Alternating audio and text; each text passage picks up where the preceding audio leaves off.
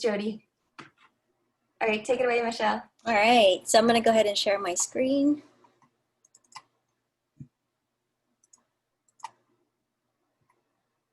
Okay, so tonight we want to share our journey and path to inclusive design and how we have applied it to our work at Navy Federal.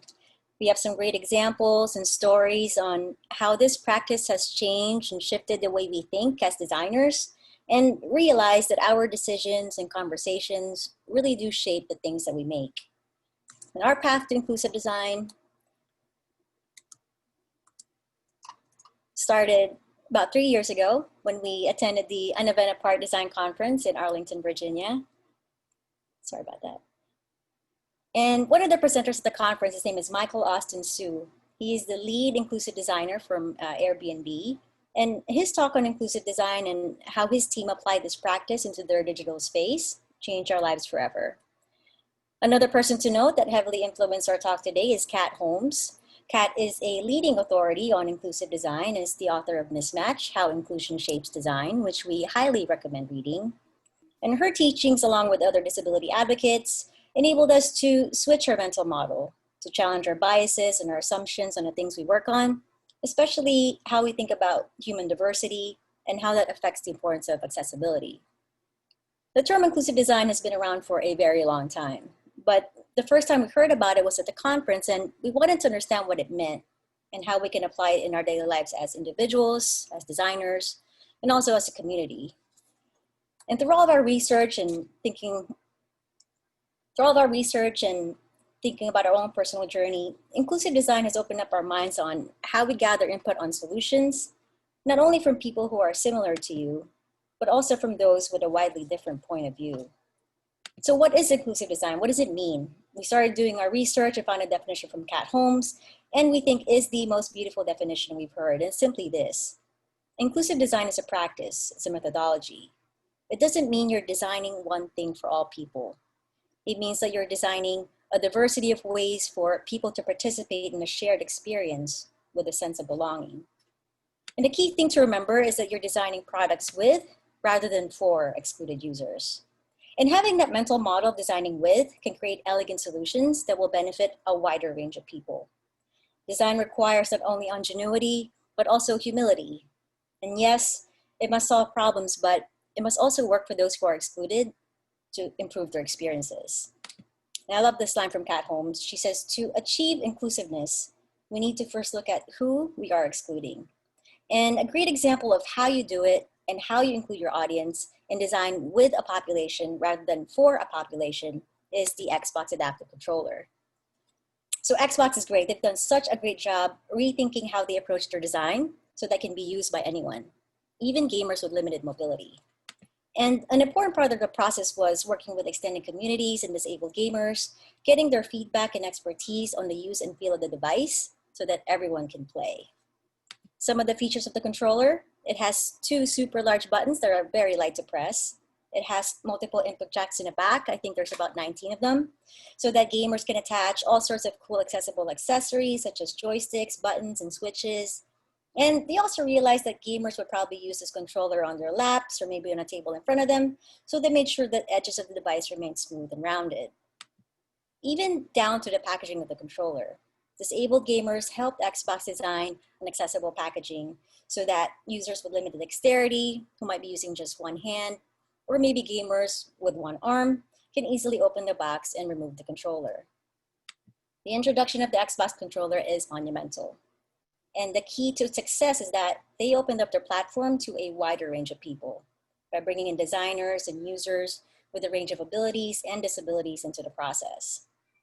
And one thing we have to remember is that every time we create products and experiences that are not inclusive and not accessible, there is a possibility that we are leaving folks out. So we have to keep asking ourselves all the time, whose voice is missing from my process and the feedback that I'm gathering? Who has the most to lose if I make changes to this solution or that solution? At times, we tend to design with our own biases and exclude many more people, particularly people with disabilities. So here's the biggest question. Have you ever been left out of something?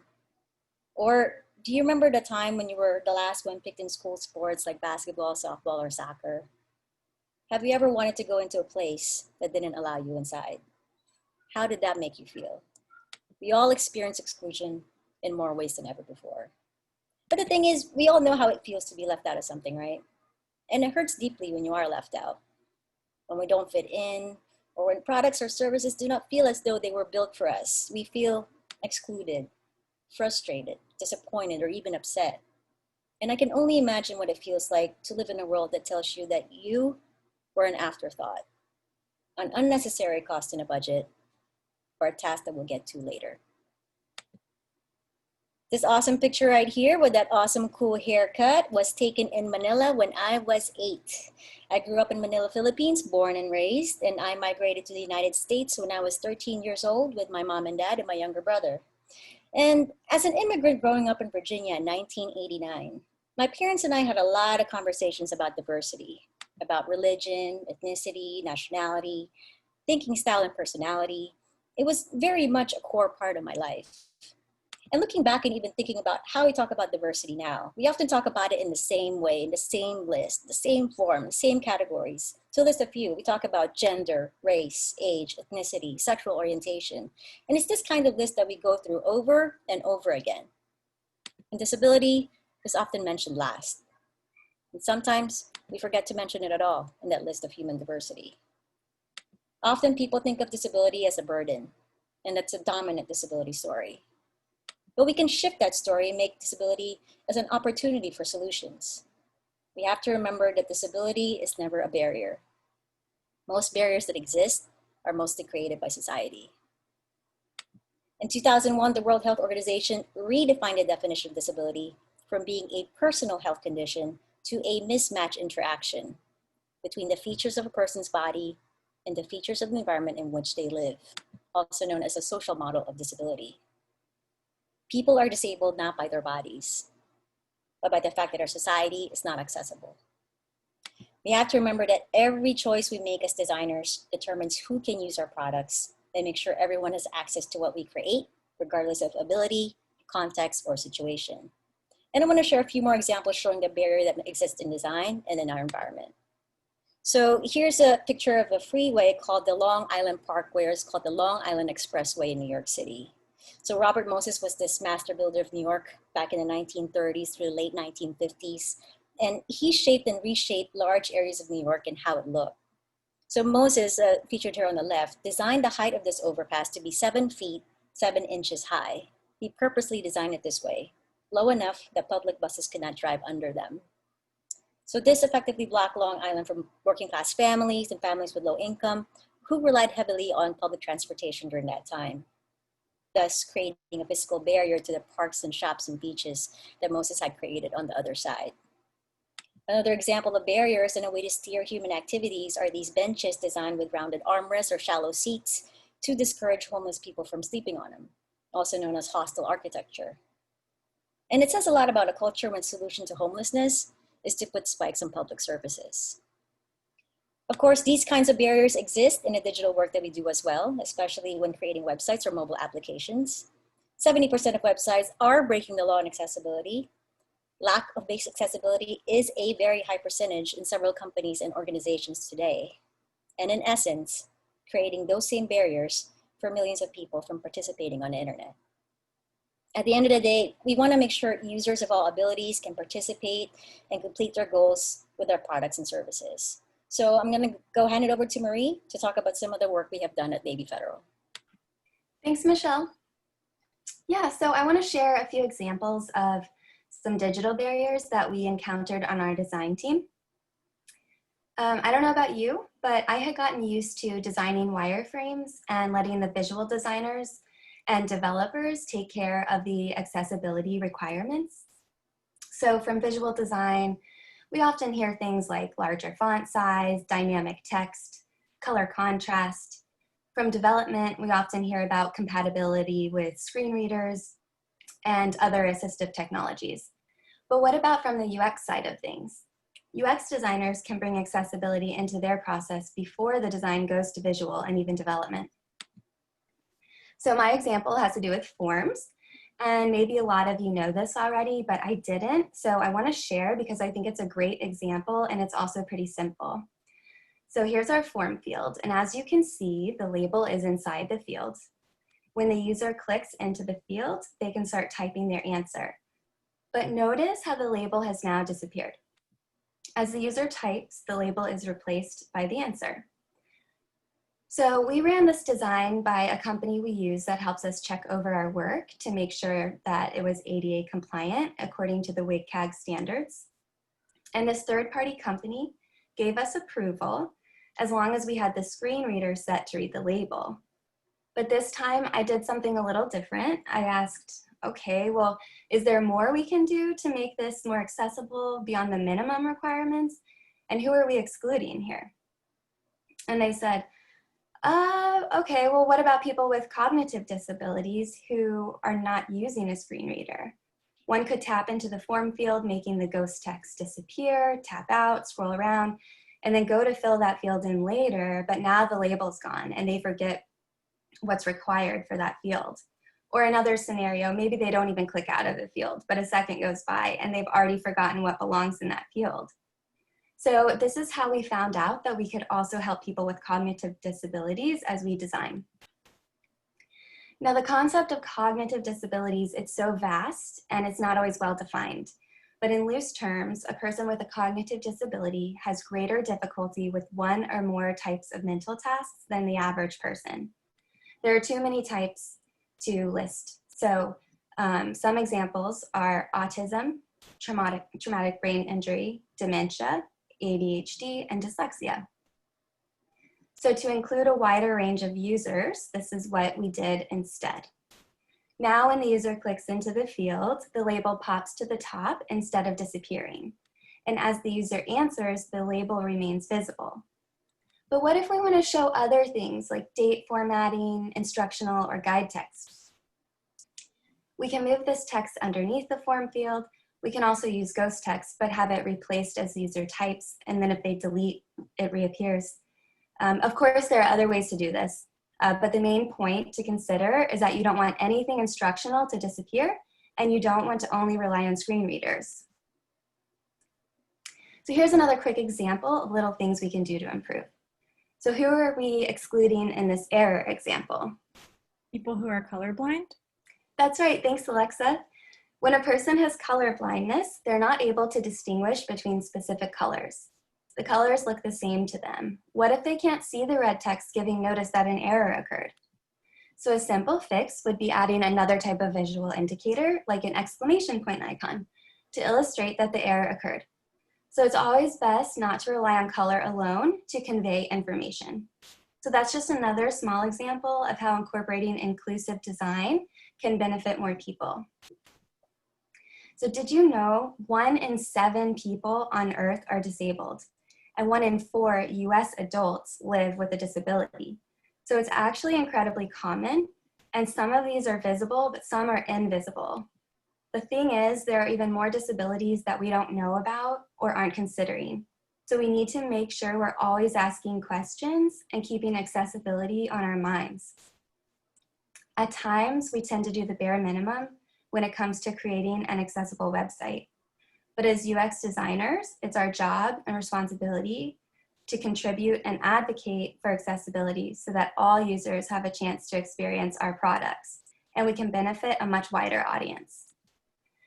So now let's take a look at the visual design side of things on our team. In 2017, we attended the Event Apart conference in Arlington, Virginia, where we had the pleasure of hearing Michael Austin Sue speak about inclusive design. And as Michelle mentioned earlier, he's the lead inclusive designer at Airbnb. And he showed us examples of how they applied this practice into their digital space. The end of his talk left us feeling inspired. We felt compelled to dig deeper into this area of design when we got back to work. How can we promote diversity and inclusion within our brand? So we took a look at how we're currently displaying our overall illustration style and branding. Our previous illustrations lacked representation, and we illustrated gender expression only through hairstyle options, so not a lot of realistic details. Skin tones were absent, and we had a restricted color palette. We thought, wouldn't it be great for our members to visit our website and relate to the images we depict? So we decided that creating a people library and toolkit for our team would be our next step. We started with research. Fortunately, there's a good amount of information out there. So we read material by Kat Holmes, Todd Rose, Frances West, and Laura Kalbag. Also, did you know Microsoft has an inclusive people library and clip art kit? So this research helped us learn more about this movement. It also proved and disproved some of our assumptions. For example, we thought that using the term differently abled was preferred, but in actuality, those who are disabled usually prefer to be called what they are, disabled.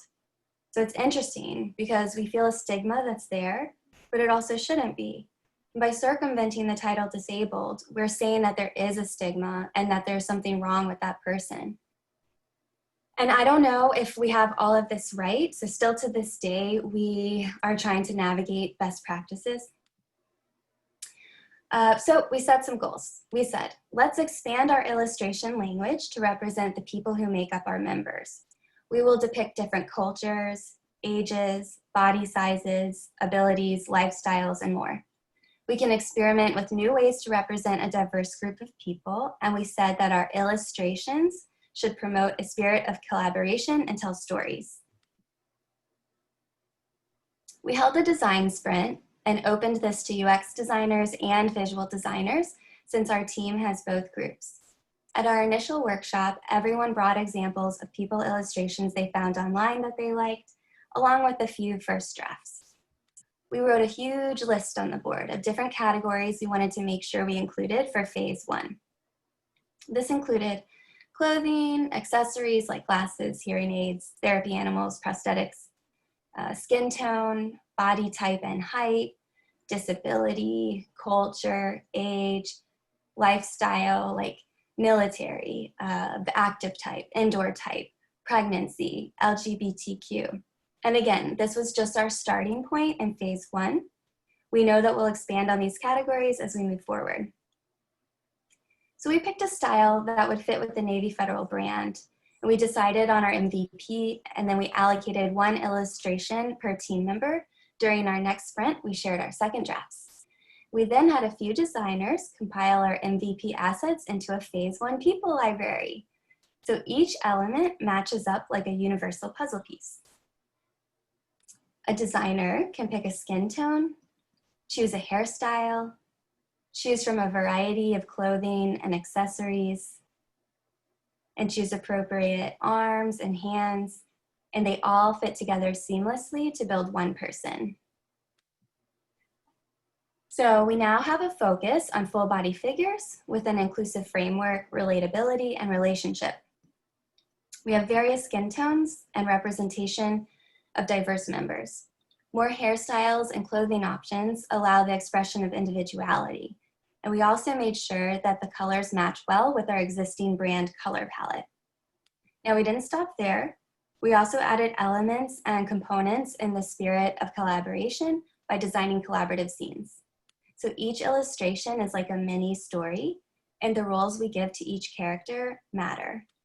Remember our goal?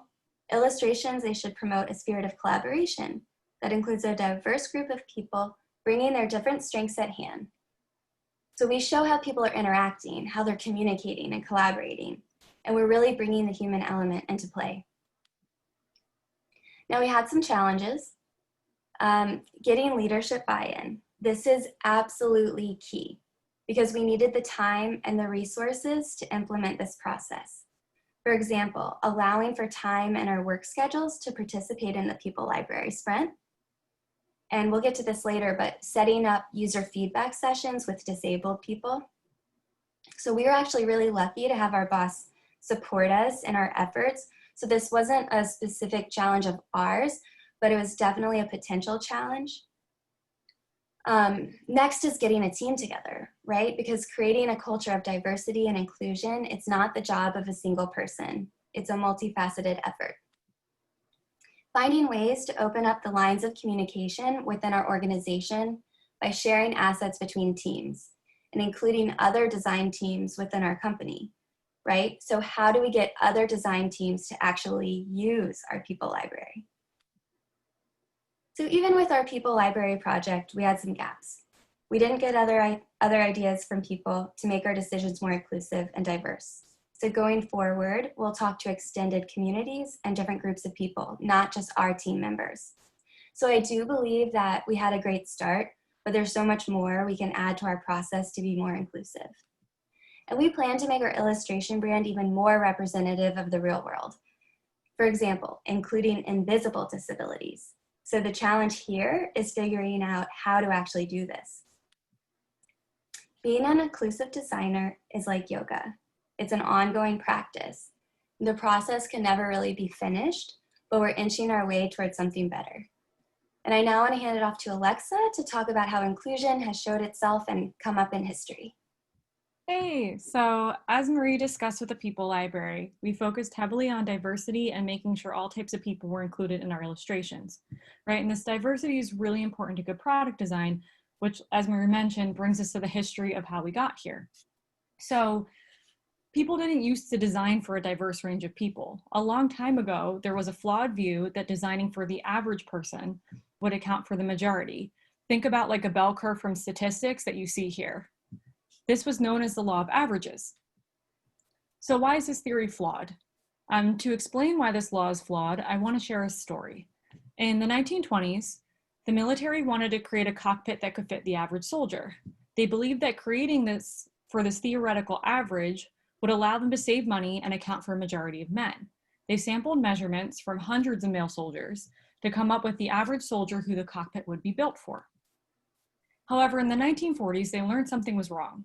Many pilots who were supposedly the right size for the plane were crashing, and nothing was wrong with the planes, nothing was wrong with the men.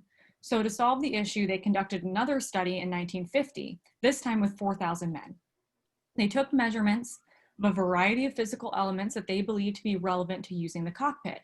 During the study, there was one researcher in particular, Lieutenant Gilbert S. Daniels, who found a flaw. He calculated the average of the 10 physical elements he thought were most important to the design from all the men's measurements. When he compared the averages to the men themselves, he noticed something interesting. The overall average didn't represent any of the men. Most of the men were average on one to a few dimensions, but they were far from average on other dimensions. And you can see an example of like two theoretical men on this graph. So Daniels noticed, right, that out of 4,000 men, not one was average in all 10 dimensions. Essentially, the pilots were crashing because the designs were created for someone who didn't exist. So the military learned their lesson, and they updated their plane cockpits to be adjustable for a large variety of different sizes and dimensions. And this change has actually led to continued innovations, such as adjustable seats in cars that we see today. So when it comes to complex information involving people, average does not actually give an accurate or helpful view for designing solutions. This has since been proven time and time again. What does work is designing to accommodate many different individual users with their unique traits. And that's why we're seeing more and more designs solved in this way. I want to share a more modern example of how this approach works. So let's take jeans. Many clothing stores used to try to design for an average body shape, right? The same thing with the measurements like the cockpit. And then they would scale up and down in size with that average pattern. However, like the plane cockpit issue, when you include multiple dimensions, the number of people who are near average quickly approaches zero. So when people bought that pair of jeans, something was always a bit off, like the leg length being too short, not enough room in the butt, or the waistband was too large. And I'm sure you guys have experienced this with pants in the past. However, today, brands are starting to get it, right? So now they're creating different lines of jeans for all different body shapes, you know, such as different versions for petite, average height, and tall, or they have curvy and straighter options. And you can see one example of that here. This is one of the Levi's jeans, and you can see that they have, I think it's 11 different waist sizes and 3 different lengths to accommodate a large variety of users. Plus, they also have a bunch of other types of jeans and styles for different body shapes. So through trial and error, we've learned again that designing for the average doesn't work, but designing for individuals does. So now I want to expand on this and take this conversation back to Kat. Michelle's already discussed Kat earlier in our presentation. And to recap, Kat is the author of the book Mismatch, The Birthplace of Innovation. We've learned a lot from her work, and it's heavily influenced our inclusive design processes and projects at Navy Federal. I quickly want to show and go over this graphic. So this is actually the cycle of inclusion. And if we think about each of these questions while designing, we can break this cycle by thinking about who's missing from the conversation and then working to include them. So in her book, Kat wrote about how many great designs and products have come out of a mismatch. Again, Kat purposefully uses this word because many innovations, they've come from a mismatch between a person's experience or needs and what currently exists, and also the World Health Organization's definition of disability as the mismatch interaction between the features of a person's body and the features of the environment in which they live. The important piece to take from this is that disability is no longer a diagnosis, it's a community. And also that the World Health Organization's message is that we're not disabled by our bodies, but by the world around us. It's a mismatch interaction between what exists and what they actually need, right? Again, this is the social model of disability. Disabled people, they don't want to be fixed. They want things fixed in the world around them so that they can be included too. Inclusion's empowering. If any of you are deeply interested in this topic and want to learn more, Liz Jackson is an amazing resource. So I want to give some examples of how these mismatches have led to innovation, and Marie created a great little illustration for this. This is actually one of Liz Jackson's quotes, and it's that disabled people are the original life hackers. And she has a few innovations that have come out of people who have been disabled. The first one that you see at the bottom is the typewriter, and that's the one I want to talk about first. So in the early 1800s, Countess Carolina Fantoni da Fivizzano, she was going blind, and from what we know, she was the friend and lover of Italian inventor Pellegrino Turri. They would often write each other letters, right? And back in that day, if you were blind or going blind, you would speak to someone what you wanted to write and they would scribe it for you. But the Countess, she didn't want that. You know, before she was going blind, she was able to have private correspondences and she wanted to keep that experience, right? She wanted that confidentiality and privacy. So she had a mismatch between the experience that she wanted and her current options. So her and Turri worked together to create a prototype of the first typewriter. They made something so that she could feel the letters she was writing, and that way she could write privately. That innovation led to the typewriters we think of now, then to the first computer keyboards, to now all these different modern keyboards that we use today on all different types of devices. So something that so many of us use today and that works for such a large range of people came out of an innovation from a mismatched experience. I now want to share a more modern example. So it's Fingerworks, and Fingerworks was a gesture recognition company founded by John Elias and Wayne Westerman. Wayne had carpal tunnel syndrome, and so he was having difficulty with the keyboard and mouse that existed at the time. So him and John, they focused on solutions to help him and other people with hand disabilities, repetitive stress injuries, or other medical conditions that made it hard for them to use their hands. They created these multi-touch products, right? And the most popular of them was the TouchStream multi-touch keyboard that you see here. So Fingerworks was bought out by Apple in 2005, and Apple used their technology to create the touchscreen in the first iPhone in 2007. So Fingerworks technology has since further influenced and led to Apple's touchscreen products that we interact with today. Again, these are examples of how mismatched experiences, they've led to innovations and designs that so many people use. So you can sum this up with one really great quote. It's when inclusive design is at practice, solutions designed for one can extend to many. So you're probably wondering, where do we start with inclusive design? And how can we start participating in this? For starters, we can reference the WCAG guidelines as we design. WCAG is a great tool for designers. It's pretty much a list of accessibility guidelines. And this way, when our work goes to visual or goes to development, we can have the necessary user experience ready to have those necessary conversations. And this checklist can easily be found online. We also have an ADA task force who is responsible for providing accessibility training to our employees. So for accessibility checks, we use a third party who tests our products and makes sure that we're upholding ADA standards.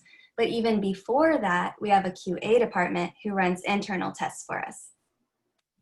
And I really like this quote, "Nothing about us without us." What this means is have conversations with disabled people to see from their perspective so we don't assume anything.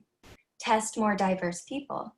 If you have an internal research department who runs user feedback sessions, encourage them to recruit disabled people in these sessions.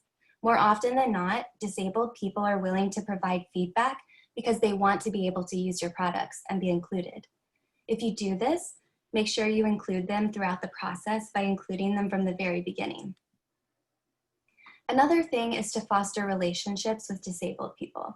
And one way that we do this is by following disabled people and disability advocates on social media. You can go a step further and take the advice of Liz Jackson, the disability advocate who Alexa mentioned earlier. She created the Disabled List. It's an organization that helps match up disabled people with design jobs. So having disabled people on your team will help find solutions early on in the process. And you'll want to consistently seek out more resources. Lots of resources also exist from the research at leading tech companies. For example, I mentioned earlier that Microsoft has an inclusive design toolkit that can also be found online. And if you need assistance finding any of the resources that we mentioned, please feel free to reach out to any of us on LinkedIn. So remember, inclusion is a choice. Representation and visibility, they matter. And the more we can see and empathize with real experiences of others, the better our designs will be. And we hope our talk today will inspire you to challenge your mental model and see design through this new lens. So if there's one takeaway as we close our presentation, we got this quote from one of the disability advocates we follow on social media. Her name is Tina. Inclusion is more than a seat at the table. It's also having a voice. So thank you all for listening.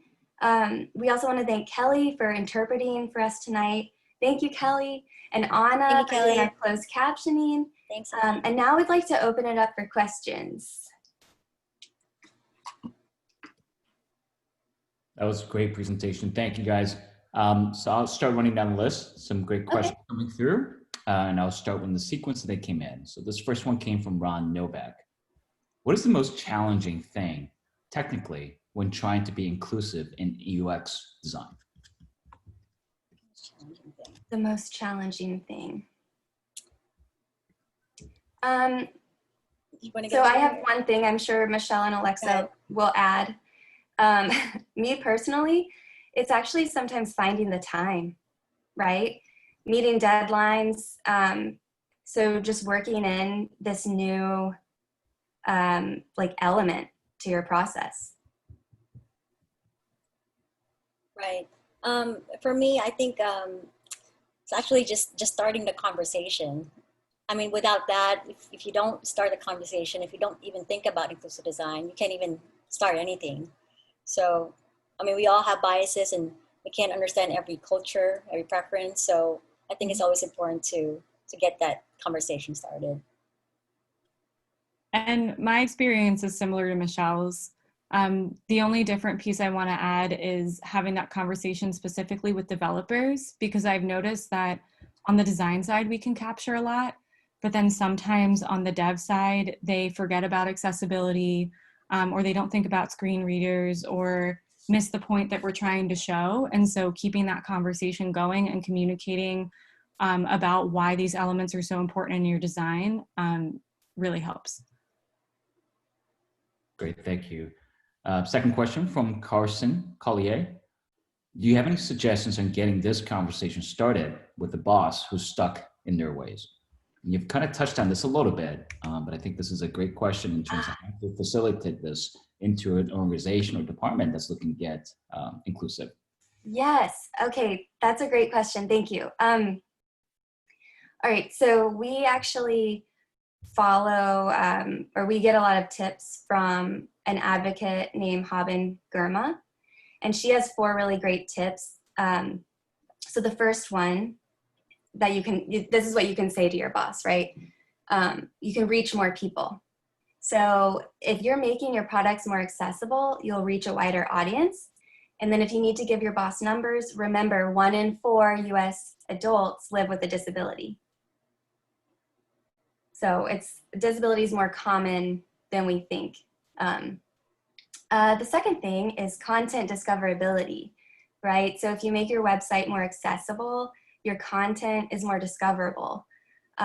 Think about SEO, right? A perfect example would be adding alt text. Adding alt text is an accessible thing to do, but it ends up making your SEO better. Then the third thing you can say is that it drives innovation. So take it back to examples that Michelle gave earlier, the Xbox adaptive controller. And that's by Microsoft, and Microsoft is a reputable tech company. So even they're incorporating inclusive design into their process. And then Alexa's example of Fingerworks later becoming the touchscreen technology that we use today. And then even the typewriter, which is now the keyboard today. I mean, look at that, right?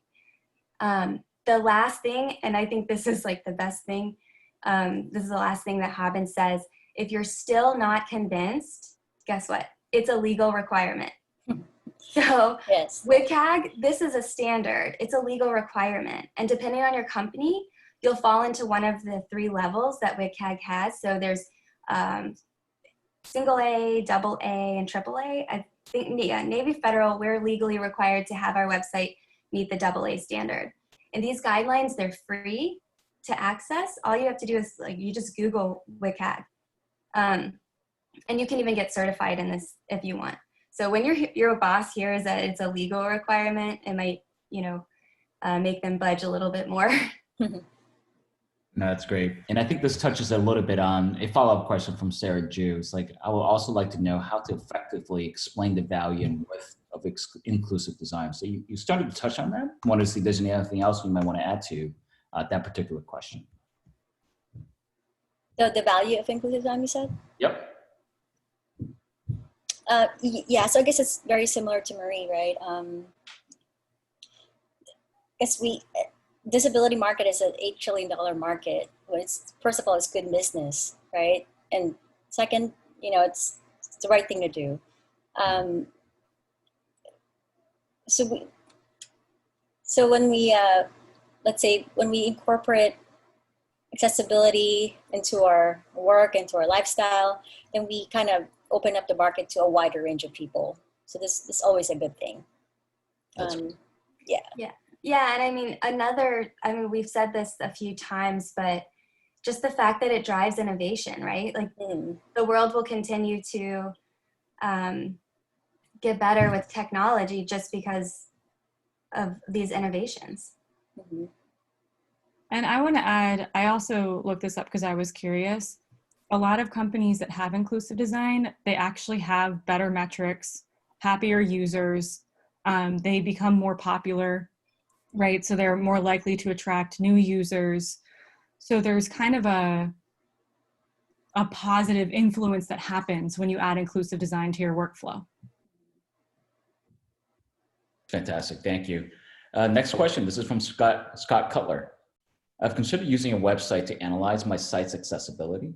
I've been warned that some websites will actually threaten to sue if you don't utilize their services to become accessible. Any advice or thoughts? So you're like, are you saying that the company who, sorry, go ahead, Michelle. Oh yeah, go ahead. Okay, is it the Sorry, company that they're reaching out to is then Yes, saying, I've been warned. You don't use us? Yes, I've been warned that some companies, if you don't use them to then become accessible, they'll threaten to sue you to use their services or to report you. Oh, wow. Oh, okay. Or aside from that, is there a website you do recommend that to analyze your site? How about that? Yeah. Okay. So definitely WCAG. I would start there. That's going to be like work that you're doing on your own to figure it out. But the third-party company that we use, they're called IA, and they've been really helpful. I actually have other contacts that I could give you. We have a contractor that we used for a while as well. So if you want to touch base with me after this, I can get you that contact information. He's like a one-man show. I don't know, Michelle, Alexa. Yeah, and there's also like on your own, like if you have like a team also, Chrome and Safari or Firefox, I believe they have the accessibility and disability functions that you can download as a plugin. So that is actually like a good thing to do while your team is designing, or you have developers on a team who can kind of check it. That's always like a pre-check while they're doing their code or the designs. Yeah, there's a lot of free resources out there. There's even a plugin to simulate color blindness. So there's a lot of stuff that you can do on your own. I think we aren't personally aware of like which companies threaten or don't threaten, which kind of sucks. I'm actually surprised that they do that. Adding to what Marie said though, there's also a lot of individual people who they study this particularly, and accessibility is their job. So you might be able to reach out to an individual instead of a company as well and ask if they can like take a quick look, and that might be a safer bet to start. Right, right. That's great. And a quick follow-up question from Scott as well. And Scott, thank you for jumping in for the clarification there. Scott had mentioned that I've added a similar feature like skin tones to my site and received some feedbacks from BIPOCs, which is Black, Indigenous, and people of colors.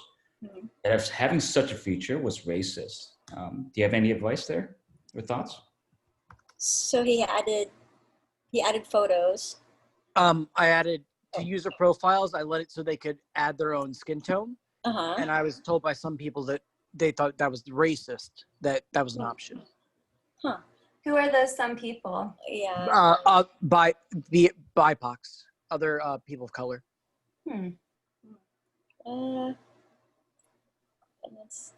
Yeah, I don't know what to say to that. I mean, Yeah. again, like we're still trying to navigate best practices. But Like, I I know, want to for look, instance, I want to look into that more. I know, for instance, Apple does yellow as one of the skin tone, as the generic skin tone for their emojis. Is that a better option?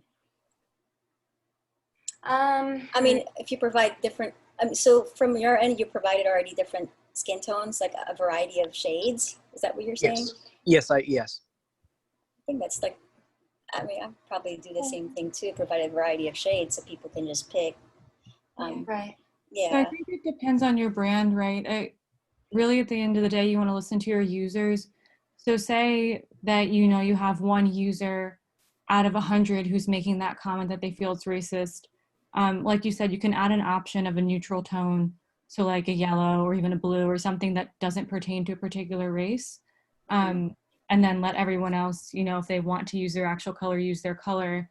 But if you're finding that for your brand, there's, a significant percentage of people that are making that comment, then maybe that means to rethink how you're showing color in your space. So I think it might vary brand to brand and depending on, I'm trying to think how to explain this. Yeah. But no, that makes sense. That's great advice. Yeah. Great. We have a next question from Caroline Collins.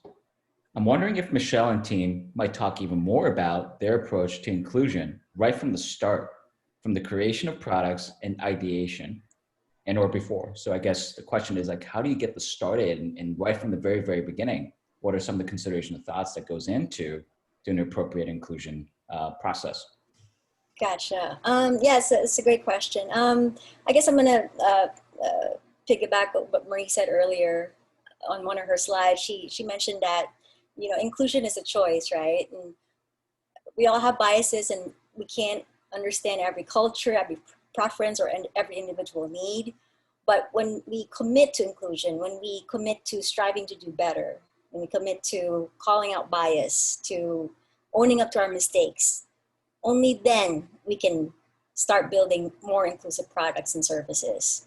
So, just starting those conversations, right. And, just getting the ball rolling. Yeah. Do you have anything else to add? Yep. Yeah, no, that's perfect. Yeah, just like Michelle said, just thinking about it and talking about it, those are fantastic first steps. That's what we did, right? We heard the presentation at an event apart from Michael Austin Sue. We were so inspired by it. We actually came back and made our own presentation for our team just to get that conversation going on our team. And we did a ton of research. There are so many books. So that was like our next step. The first book we read was Mismatch by Kat Holmes. Hold on, I have it here. This one. That was like, another one of our first steps.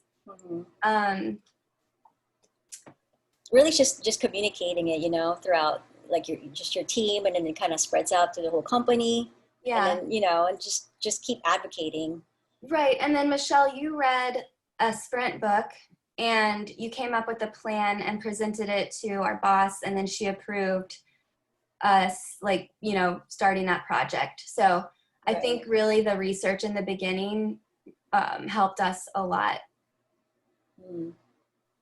That's great. Thanks, everyone. And certainly, obviously, feel free to have the continued chatter that's happening through the chat channel. So thank you guys for answering the question. So next off, I want to be mindful also of the time with Kelly that's spending time with us as an interpreter. So thank you very much. Thank you, Kelly. Next question comes from Carl Kaufman. Do you use 508 requirements as a tool to advocate?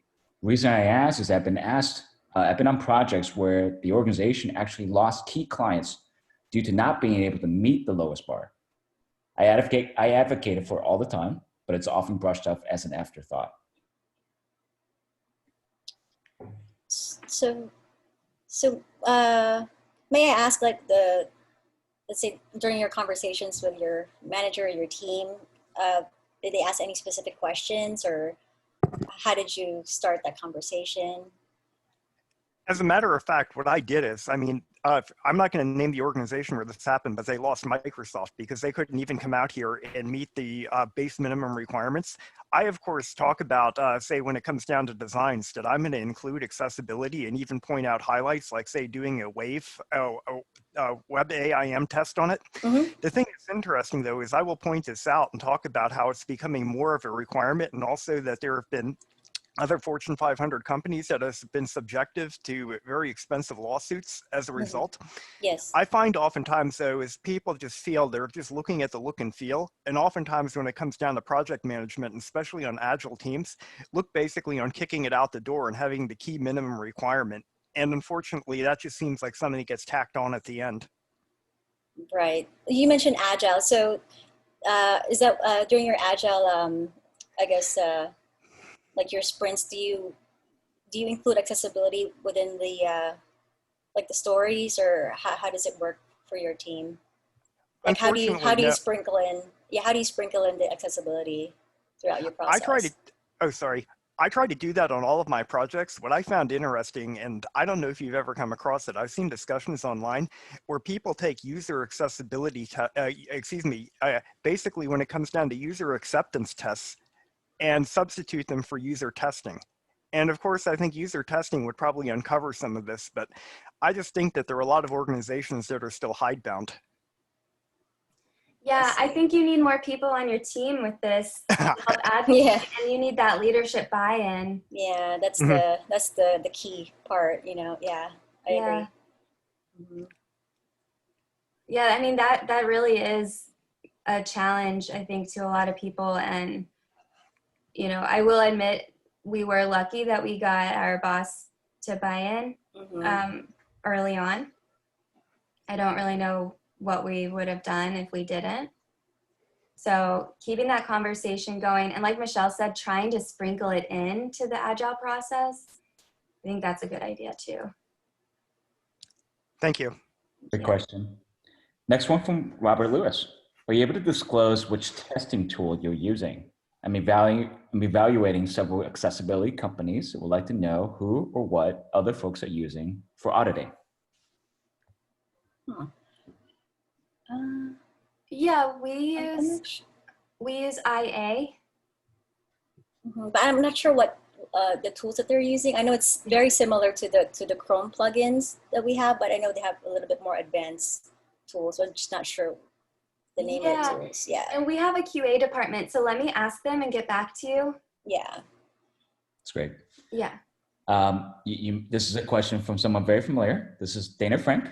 Hi, Dana. Disability testing with someone who is physically disabled, and what changes were made after that fact?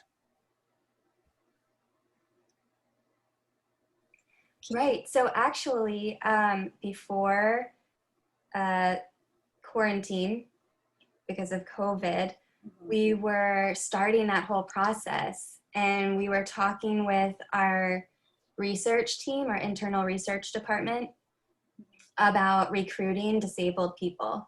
Right. So we're still trying to do that, but it was a little bit tough because of COVID. So then what we did is we said, well, why don't we switch it to like a diary study? So we have that stuff going on now. But again, it's, yeah, kind of the pandemic got us off course with that one. That's great. Thank you. Mm-hmm. A couple comments also comes through. One was from John McMahon as well. This is what are some of the tips explaining to average folks, like those who are on an HOA board, for example, the value of doing this before waiting for someone to complain? And you guys have touched on this a little bit and talked about inclusion in discussions and having conversations. I think John's question is more specifically around people maybe perhaps that are not as technically savvy, or in the industry that we're in. I guess it really depends. Let's say if he was talking to, where is it again? It's HOA, you said? Yeah, the HOA. Yep. So when you say HOA, are you thinking of like the neighborhood layout and making the neighborhood? Yeah, is that what he meant? Or I mean the HOA website for the community. Okay. So how do you start that conversation, right? Correct. So I guess one example, you can't talk about numbers. I was going to bring up the numbers, right, Marie? Like, if you want to talk their language, you want to like say some data about like, you know, the amount of, can't get my thoughts. Can I hop in here? Yeah. Go ahead. So you could actually like almost like grassroots it, and you could find the people in your community who are having trouble, you know, using the website. And if you guys say there's 5 or 10 of you and you guys band together and you create an email and you say, hey, we're all having these sorts of issues with the website because it's not accessible. Here's what accessibility is. We think it would really improve, you know, the experience for the community if we're able to change ABC things, right? And you can just be kind of concrete on like saying like, hey, like the colors are hard for some people to read, or some people are having trouble completing their HOA payments online, right? You kind of want to figure out what the biggest issues are that are coming up because it's not inclusive enough, and kind of target those one at a time so that you can make these incremental changes over time. But it would involve, you know, getting some buy-in from other people in your community, opening up that discussion. Or even doing a survey talk too. about it as a huge discipline. Right. Yeah, and I mean, I'm sure there's some like a listserv or, you know, an email that goes out to your customers, right? So it could be as simple as like, hey, we want to hear from you. We're trying to make this more accessible, more inclusive. So let's start the conversation there. That's great. I think you've touched on another really quick thing I want to add to that though. When Alexa said like a grassroots effort, so that makes me think of social media, right? You can kind of like send out a bat signal on social media. So if you're looking for people to give feedback, you can do it there. And you can use hashtags like disability awareness, inclusion, inclusion matters. So that's another way to get people to participate. Right. That's fantastic. And so thank you all for your time. One last question, and sorry, an apology for the groups that have submitted their questions. Unfortunately, we won't get to every single question. This last one, it's a rapid shot answer. Cindy Gennari asks, if we can only read one book that you read about inclusion and accessibility, what would you recommend? It's got to be Cat Holmes. Man. Yeah. Match. Yeah. It's the start of it all. Yeah. Yep. This was a good one too. Habben's pretty good too. Yep. Thanks, Marie. Thanks for the visuals. Yeah. That's great. Yeah. And then Michelle, I stole this off of your desk at work. I know. Yeah. Actually, that is a really good book, the empathy book. Yeah. Yeah. This one's cool. It has short stories. Disability Visibility by Alice Wong. Haben. She's the deaf-blind woman who graduated from Harvard, and she's an advocate. Yes. Like a huge advocate. But yeah, this one, of course. Here. Yeah, start with Cat. Yeah, definitely. And she has a blog as well. Very, very cool. Thank you. And with that, I'll hand it over to Jody Thomas. All right. Well, thank you to all of our speakers tonight. This was an amazing event.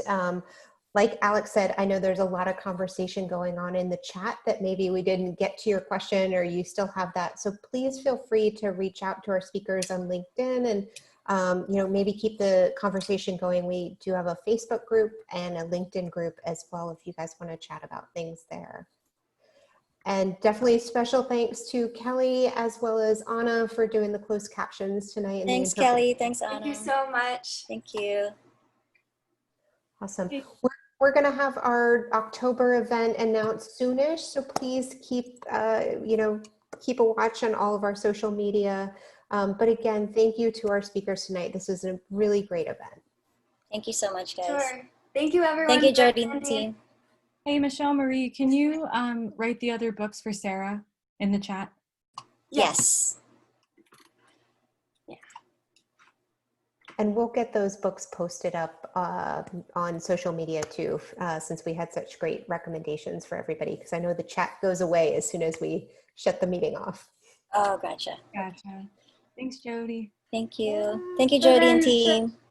So yeah, we can add the information that way instead of in the chat. Is that okay? Yeah, that's perfect. Okay. All right. Bye. Thank you, All right, everyone. everybody. Thank you so much, guys. Have a good night. Thank you. Thank you, everyone. Bye. Have a good night. Good night. Bye.